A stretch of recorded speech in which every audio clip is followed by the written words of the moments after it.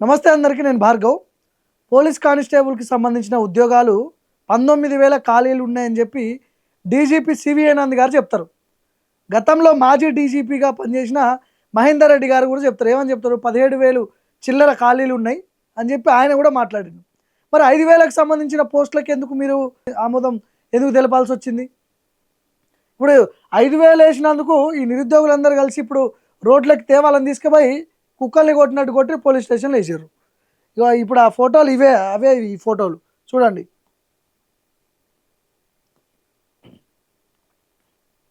ఇగో already వీళ్ళ మీద కేసులు 2-3 కేసులు బుక్ చేసిర్రు. ఒకసారి ఆకాష్తో మాట్లాడదాం మనం దీని గురించి.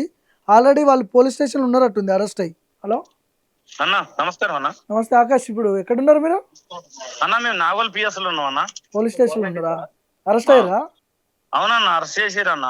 ఏంది మీ ఫోటోలు వచ్చినాయి ఇప్పుడు? ఈ అంతా అరెస్ట్ చేసిన ఫోటోలు ఎవరన్నా కొట్టిరా పోలీసు వాళ్ళు? అవునన్న, ఇందిరా నాయక్ ని, నన్ను, నవీన్ పట్నాయక్ ని, కుమార్ అన్నని బాగా బలంగా జరిగింది. ఎందుకు అసలు బయటకి ఎందుకు వచ్చిర్రు? అరెస్ట్ ఎందుకు జరిగింది? మేము ఏం చేసినాం అంటే, మేము ఏం చేయలేదన్న. నిన్న సీఎం రేవంత్ రెడ్డి గారు సోషల్ మీడియాలో రైతు భరోసా సభలో మాట్లాడుతూ 5,000 పోస్టులు ఇస్తానంటే ధర్నాలు చేస్తున్నారు. ఆ ధర్నాలు చేసే వాళ్ళంతా పొర్లు దండాలు పెట్టినా, ఎండ్రిని తాగి చచ్చినా, బావిలో దూకినా నేను ఇచ్చేది ఇస్తా అని చెప్పి అన్నాడు. మిమ్మల్ని అంటే మీరే కదా? మేమే కదా పోలీసు ఉద్యోగాలు, మేమే కదా తెలిసినారు ధర్నాలు చేసేది. ఇప్పుడు సోషల్ మీడియాలో రేవంత్ రెడ్డి గారిని ఒక మాట అంటే వెంటనే కేసు పెడుతున్నారు. మరి నిరుద్యోగుల్ని సోషల్ మీడియా పరంగా మమ్మల్ని ఎంట్రీని దాకా చావమన్నాడు. ఓకే, మీరు కంప్లైంట్ చేయడానికి పోయారా పోలీస్ స్టేషన్ కి? అవును, ఒక 100 మంది. ఇప్పుడు నిరుద్యోగులు అంటే కాదు అందరు కదా, అందరం తిట్టింది కాబట్టి ఒక 200 మంది సరూర్ నగర్ స్టేషన్ లో పోలీస్ అభ్యర్థులు ధర్నాలు మేమే చేస్తున్నాం కాబట్టి మేమందరం కలిసి వెళ్ళి కంప్లైంట్ చేయడానికి పోతుంటే పోలీసులు ఆ కంప్లైంట్ కాగితాలు తీసుకోకుండా విచిత్రం అది మొత్తం లాగి గుంజేసి ఆ గాయాలు చేతులు నిండా అన్న వాళ్ళకి బట్టలు చినిగినాయి మొత్తం. ఇది అసలుకి ఒక ఆయనకి గోడ ఇరిగింది మొత్తం. ఇట్లా చేసిరన్న. అసలు కేసులు ఎవరి మీద పెట్టరా? కేసులు ఏం జరుగుతుంది? కేసులు పెడతారు, అన్ని పెడతారు అన్న. ఆల్రెడీ ఇప్పటికే 10 సార్లు పెట్టారు. ఇంకేం పెడతారు చెప్పు? ఇప్పుడు ఎన్ని ఖాళీలు ఉన్నాయి అసలు? ఎన్ని ఖాళీలు ఉన్నాయి? ఎన్ని పోస్టులు వేస్తా అని చెప్తున్నారు వీళ్ళు? అన్న, గతంలో 2025 డిసెంబర్ 31న మాజీ డీజీపీ శివధర్ రెడ్డి గారు యాన్యువల్ మీటింగ్ లో 17,000 ఖాళీలతోటి నేను బట్టి విక్రమార్క గారికి ఆర్థిక శాఖ ఆమోదం కోసం పంపానని చెప్పడం జరిగింది. ఓకే. దాని తర్వాత 3 నెలల తర్వాత మార్చి 23వ తారీఖు సివి ఆనంద్ గారు ఛార్జ్ తీసుకున్న తర్వాత 19,000 ఖాళీలు ఉన్నాయి కానీ అందులో 5,000 ఖాళీలు మాత్రమే మొదటగా నింపుతానని చెప్పడం జరిగింది. ఓకే. అసలు 19,000 ఖాళీలలో 5,000 ఖాళీలు నింపితే 15 లక్షల మంది అప్లికేషన్స్ కి ఏమైనా ఉందా? అంటే ఒకటేసారి బల్క్ గా కాకుండా దశల వారీగా నోటిఫికేషన్ ఇస్తారేమో.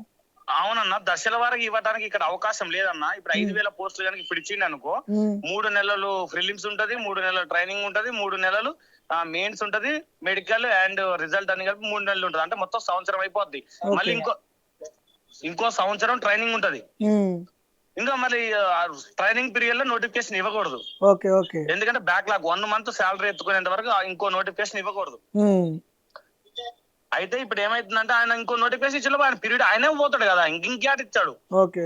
ఇప్పుడు ఏం డిమాండ్ చేస్తున్నారు మీరు? ఏమంటారు? ఏం డిమాండ్ చేస్తున్నారు? మేము ఏం లేదన్నా, ఒక 2 నెలలు లేట్ అయినా ఇప్పటికిప్పుడు మేము ఏమి కూడా ఇవ్వమని చెప్పట్లేదు.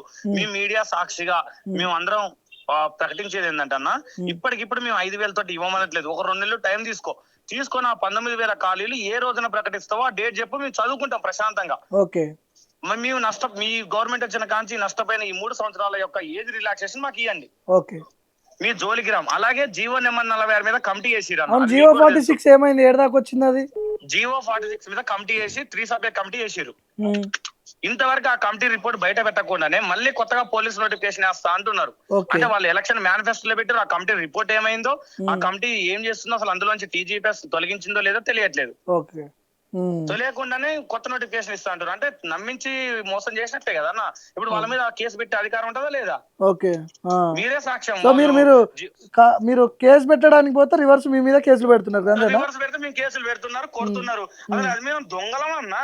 అసలు దొంగలం ఎత్తటాలేంది, ఆ ఫోటోలేంది? మా కన్న తల్లిదండ్రులు చూసి బాధపడరా అన్న ఇంటి దగ్గర? అదే ఓకే. రేవంత్ రెడ్డి గారి కొడుకులు రేవంత్ రెడ్డి గారిని ఒకసారి లోనకెళ్ళి అరెస్ట్ చేసినప్పుడు మీ కుటుంబాలు లేవా, ఇట్లా అర్ధరాత్రి పూటలో వచ్చి అరెస్ట్ చేస్తారా, నేను దొంగనా, నా ఇంటి చుట్టూ ఎందుకు తిరుగుతున్నారు అని ప్రతిపక్షాలు ఉన్నప్పుడు మాట్లాడిన రేవంత్ రెడ్డి గారు, మేము ఆ రోజు దేవుళ్ళలా కనబడ్డ నిరుద్యోగులం, ఈ రోజు సార్ మీరిచ్చిన మాటలను మేము అడిగితే దెయ్యాలంటారు, బీఆర్ఎస్ కోవట్లు అంటారు, బీజేపీ కోవట్లు అంటారు, కవిత కోవట్లు అంటారు. అసలు నిరుద్యోగం అనేవాడు ఏ పార్టీ కోవట్టాను అసలుకి? ఓకే. ప్రతి ఒక్కడికి ముద్రలేయటమేనా? అంటే వీళ్ళు పార్టీలు మారి పదవులు సంపాదించినట్టు నిరుద్యోగులు పార్టీలు మారి నోటిఫికేషన్ ఇస్తే మేము ఎందుకు వస్తాం స్వామి? 15,000 నోటిఫికేషన్ ఇస్తే రోడ్డు మీదకి ఎందుకు వస్తాం? థ్యాంక్ యూ అన్న. సో పోలీస్ స్టేషన్లో వీళ్ళు రేవంత్ రెడ్డి ఏమన్నాడు మొన్న బహిరంగ సభలో, ఏదో ఒక సోషల్ మీడియాలో అన్నట్టున్నాడు, ఏదో సభలో నిరుద్యోగులందరూ మీరు ఎన్ని ధర్నాలు చేసినా మీరు హెండ్రీని దాగని చావండి, నేను మాత్రం 5,000 పోస్టులు ఎత్తా అన్నారు. రేవంత్ రెడ్డి మీద కంప్లైంట్ ఇవ్వడానికి వేరు వీళ్ళు, ప్రభుత్వం వాళ్ళది, ముఖ్యమంత్రి ఆయన, మరి ఆయన మీద కంప్లైంట్ ఎందుకు తీసుకుంటారు? తీసుకుపోయారు, మొత్తం ఇష్టం వచ్చినట్టు కొట్టి వ్యాన్లో తీసుకుపోయి లోపల పడేసి కేసులు పెట్టారు. మరి ఏంది ఇప్పుడు 10 ఏళ్లలో పెద్ద ఎత్తున అసలు ఉద్యోగాలు రాలేదు, మొత్తం అన్యాయం జరిగింది నిరుద్యోగులకు అని చెప్పి మీరే మాట్లాడరు కదా, మరి మీరు వచ్చిన తర్వాత మీరు చేసేది ఏంది? తీసుకుపోయారు, లోపలేసారు, కేసులు పెడుతున్నారు. 2-3 ఫోటోలు పెట్టారు, నాకు చూపించకూడదు, అవి మొత్తం కమిలిపోయినాయి, అట్లా కొట్టరు పోలీసు వాళ్ళు. మరి ఇవన్నీ చూస్తుంటే మీ పతనానికే దారి తీస్తున్నాయి ఇవన్నీ, అట్లనే కనిపిస్తూ ఉంది. 2028 ఎన్నికల్లో వీళ్ళందరూ కలిసి మీ గురించి వ్యతిరేకంగా ప్రచారం చేస్తే మీ పరిస్థితి ఏంది రేవంత్ రెడ్డి గారు? వీళ్ళతోనే కదా మీరు బస్సు యాత్రలు చేపించారు గతంలో, వీళ్ళని వాడుకొని బస్సు యాత్రలు చేపించి బీఆర్ఎస్ పార్టీకి వ్యతిరేకంగా మీరు ప్రచారం చేపించారు కదా. మరి అప్పుడు నిరుద్యోగులు మంచోళ్ళు లేరు, ఇప్పుడు ఎంట్రీ దాకా చావాలా? ఇదేం పద్ధతి? మీకు ఎవడో తప్పుడు ఇన్ఫర్మేషను, రాంగ్ గైడెన్స్ ఇస్తున్నారు. మీ చుట్టుపక్కల ఉన్న వాళ్ళని మంచోళ్ళని పెట్టుకోండి, లేదంటే మీరు కథం అయిపోతారు.